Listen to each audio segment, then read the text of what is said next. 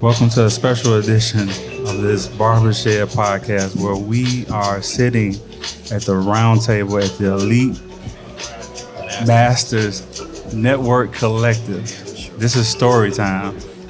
This is story time where we put a little focus on my man, Haven the Groomer. Haven, I appreciate you being here. Oh, definitely. Appreciate you having me, man. Yeah. We also have Jay Ruff, the great gifted hands. We have Mr. Kenny Williams, legendary, around us. And we have Mr. Muhammad, the cut professor. What we're doing here is we're putting a little focus on Haven because I got to get this story. I got to get this story at how you won the what year is that? The Bronner Bros? The Bronner Bros. Yeah, 2014. 2014. But what was significant about that is that perfect score. Mm-hmm. Perfect score. Right. The monster. You weren't even supposed to be able to get in, but it's so many things that led up to that. Yeah, for sure. And do you believe that event like transformed your like career and catapulted everything? Oh yeah, absolutely. Absolutely. Okay. So within the shed, a lot of younger barbers, they want to go after the trophies. They want to go after the fame. And a lot of them just feel like they want to do it by themselves. Mm-hmm. Was that true for you? No, not at all. Yeah. Not at all. Was it some key people or a key person that was significant in that road to that victory? Yeah, it's definitely my brother Jay Ruff. Major role. Yeah. So tell me just a little bit about you're driving down to Atlanta, right? Mm-hmm. You're driving down to Atlanta.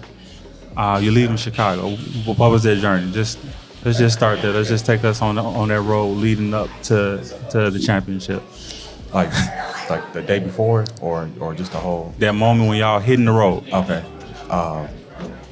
So it was a couple key components that kind of happened. You know, Jay Ruff was real good with doing color, so I needed him to do a color for my model.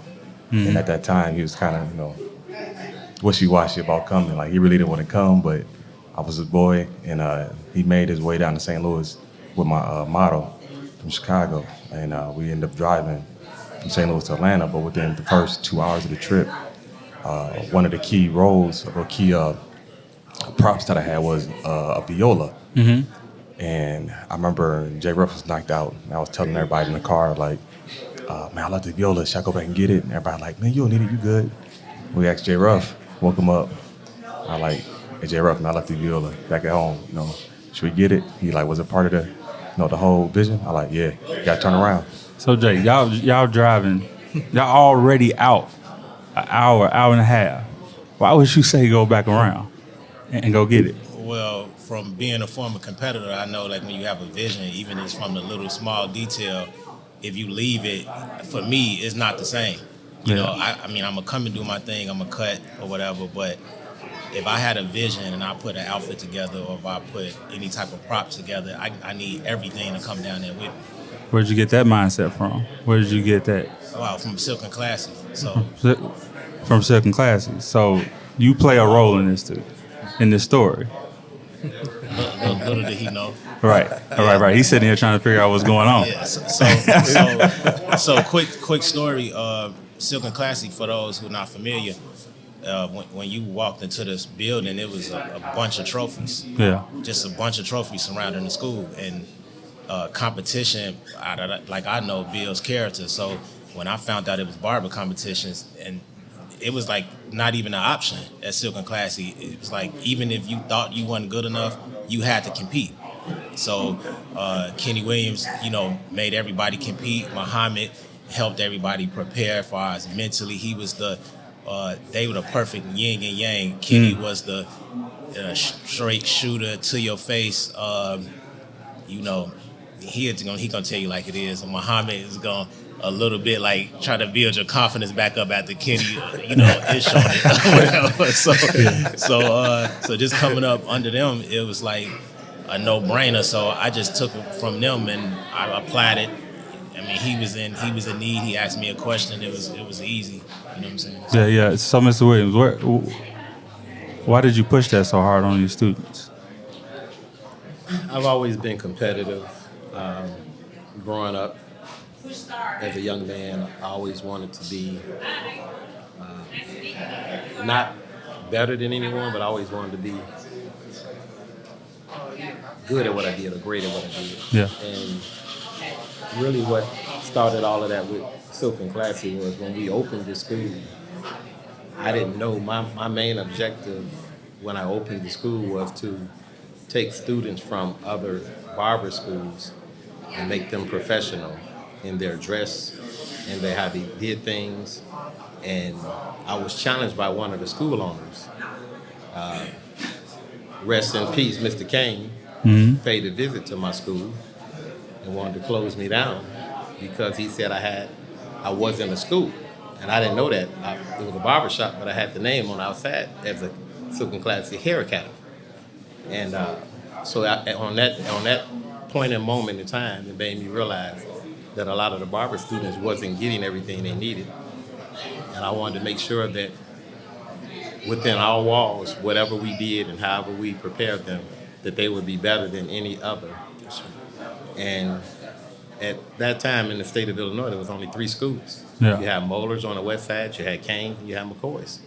And when we opened our doors in 1999, my wife and myself, we wanted the school to be current with technology, with teaching, with training. So I was a competitor. I competed a lot, and I knew that it would build self-esteem for the students.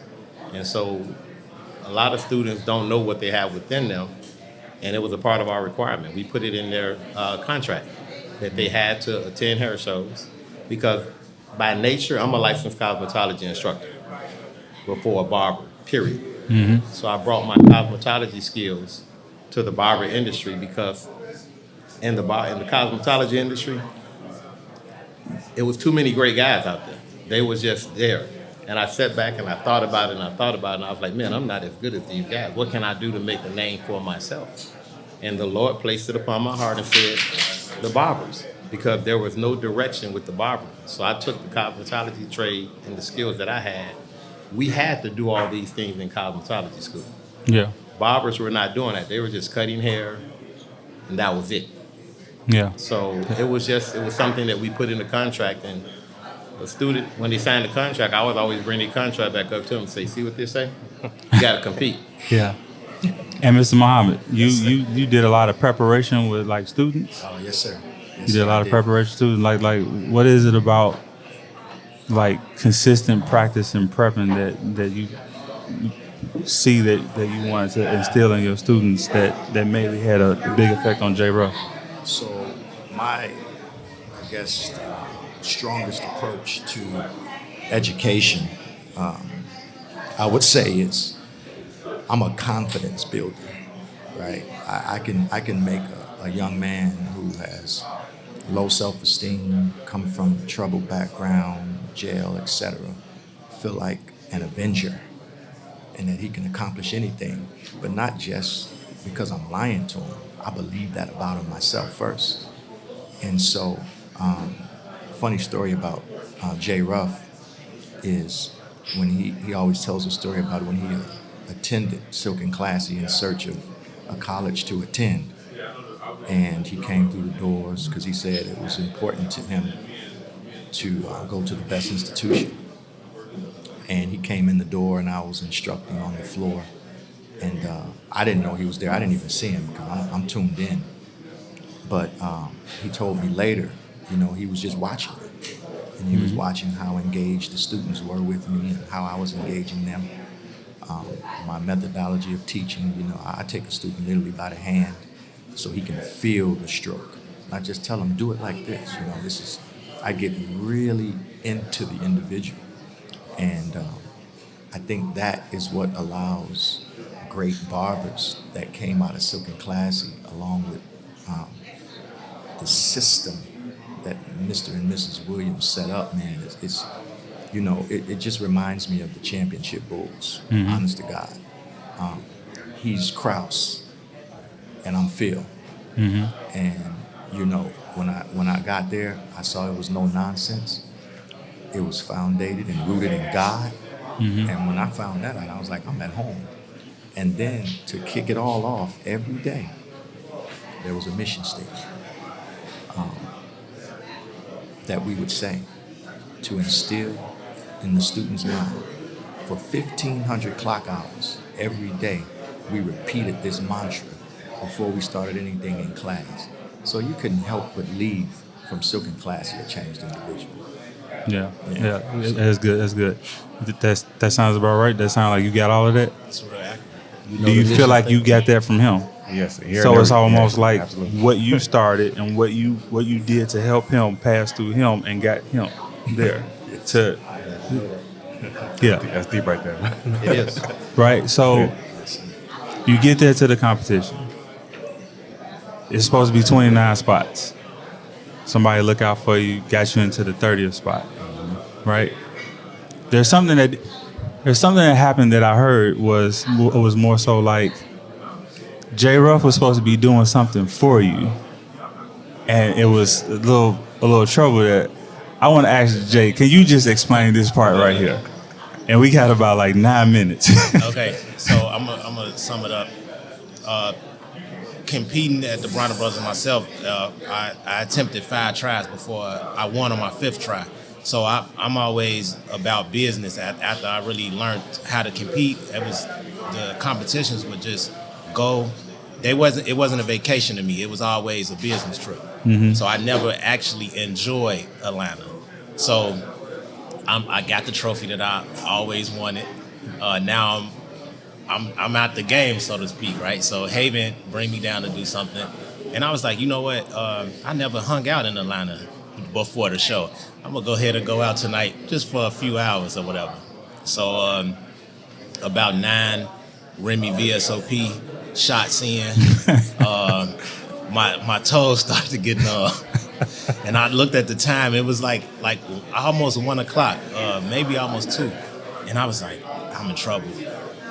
Because I'm supposed to come back and color the model. So I come back. I don't know how I got back to the room, but I get back to the room, and I just needed to rest for, about 30 minutes before I start. He could take it from there. So he not waking up, right? He slapped. Yeah, he slapped me. And so I tried to wake him up. He was like dead pretty much. So I got my model, and we in the bathroom. I'm looking at the instructions, right? I look at my model. I'm like, nah, this not about to happen. And then I ended up smacking him about 4 or 5 times. He finally woke up, and he colored.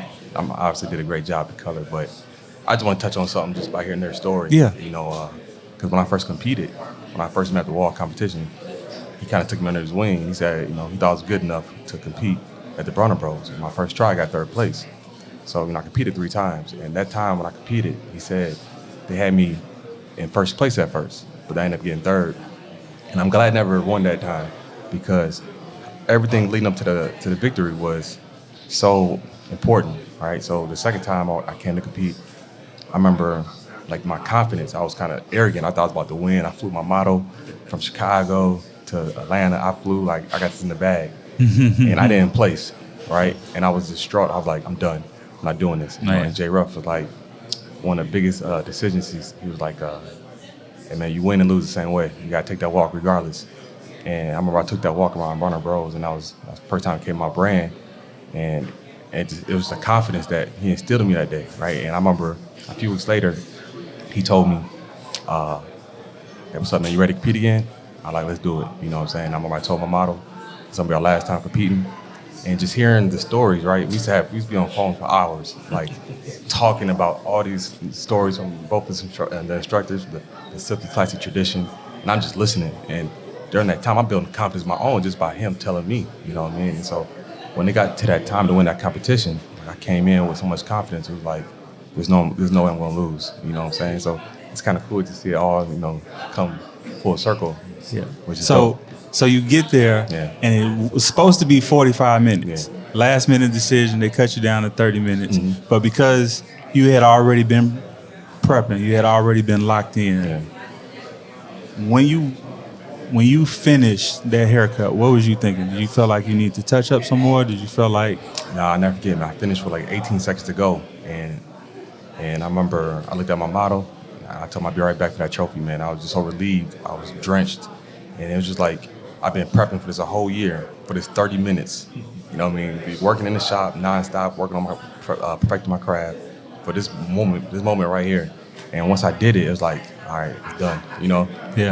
And I knew I won. But I didn't think it was a perfect score, but we made history that night though. You know. Yeah. Did somebody else kind of confirm with you? Yeah. I never forget in the back room. I was in the back, just kind of to myself, just kind of soaking everything in. And I remember the lady was like, you know, naming the third place winner and second place, and all I see was Jay Ruff shaking his hands like this. Like I knew it was in the bag after that. You know? So Jay, you shaking your hand, you know he got this. How do you know he had this? Because I've been in the zone before. Yeah. And when I walked in the room, he looked like he was on stage by himself. Yeah. And I told his buddy, I forget his name, who's a videographer. Yeah, he asked me, he was like, how's he doing? I said, oh, he killing it. It's not nobody close. Yeah. And because I looked at every other competitor and nobody looked like him, nobody model looked like his model. And Kenny always used to tell me the person that wins is the person who model wins before the competition starts. Does your model look different from everybody else? So I knew he had that different looking model, man. And he was just in his zone, man. And I just knew it was his time. It was like seeing Jordan. Seriously, one of the best moments of my life to witness for sure. Yeah, that's good. So even though I said this story is about you, it's focused on you. It's to bring out so that y'all can hear the impact that y'all had on generations to come. And I just wanted to take a moment to just thank you for the vision that you had for your school. Thank you for your patience that you had with students and how you poured into them. Thank you for your commitment. Appreciate it. Thank you, man. Thank you for having Thank y'all. Really do. Thank you. Man, and so in closing, man, I remember the other day we did the interview and I was talking about the many links that form the chain of love. Mm-hmm. These are my links that form this chain of love. You know, I met this brother. I saw he had something in him. I wasn't hating on him. I wasn't trying to hold him back. I wasn't trying to keep what I learned to myself.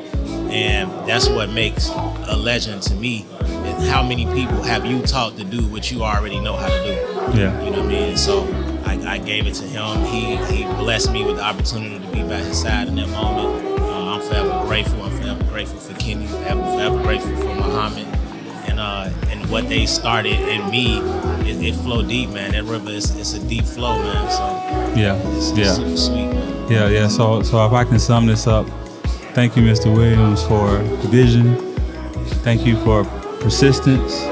Thank you for your willingness to pass on. And thank you for your willingness to submit yourself to someone who been there before you. All right, thank you, brothers. I appreciate it.